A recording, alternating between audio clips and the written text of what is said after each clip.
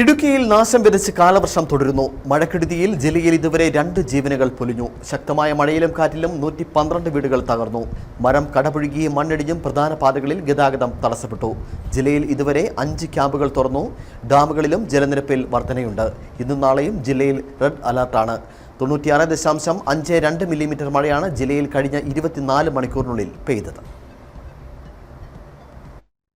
പുഴകളിലും നദികളിലും ജലനിരപ്പ് വല്ലാതെ ഉയർന്നിരിക്കുകയാണ്.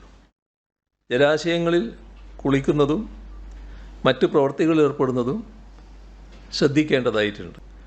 ഉരുൾപൊട്ടൽ സാധ്യതാ പ്രദേശങ്ങളെന്ന് കണ്ടെത്തിയ സ്ഥലങ്ങൾ, പുഴയോരം, സ്ഥിരമായി വെള്ളം കയറുന്ന സ്ഥലങ്ങൾ, മറ്റ് പാരിസ്ഥിതിക ലോല പ്രദേശങ്ങൾ, ഇവിടങ്ങളിൽ താമസിക്കുന്നവർ ബന്ധുവീടുകളിലേക്കോ ക്യാമ്പുകളിലേക്കോ മാറി താമസിക്കാൻ തയ്യാറാകണം.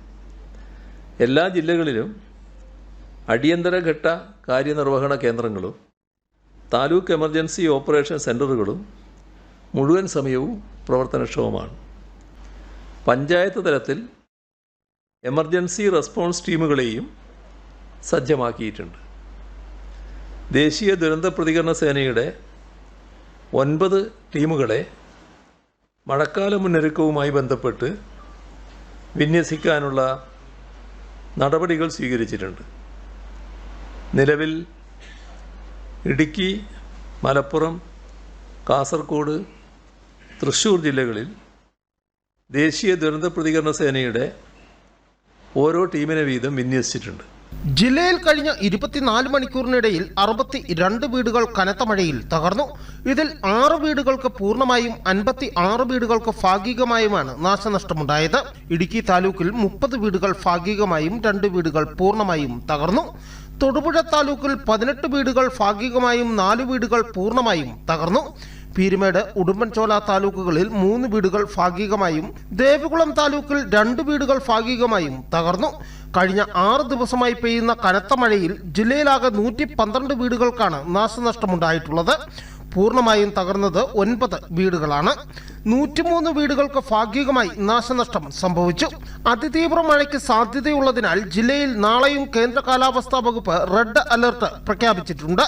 ശനിയാഴ്ച മഞ്ഞ അലർട്ടാണ്. കനത്ത മഴയെ തുടർന്ന് ജില്ലയിൽ 5 ക്യാമ്പുകളാണ് തുറന്നിട്ടുള്ളത്.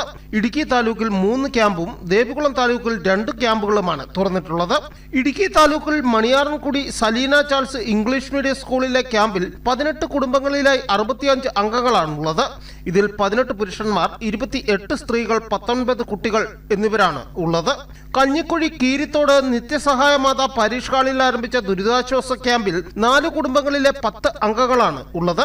Murickassery saint Thomas higher secondary സ്കൂളിൽ ആരംഭിച്ച ക്യാമ്പിൽ 4 കുടുംബങ്ങളിലായി 7 അംഗങ്ങളാണ് ഉള്ളത്. 4 പുരുഷന്മാരും 3 സ്ത്രീകളുമാണ് ഇവിടെയുള്ളത്.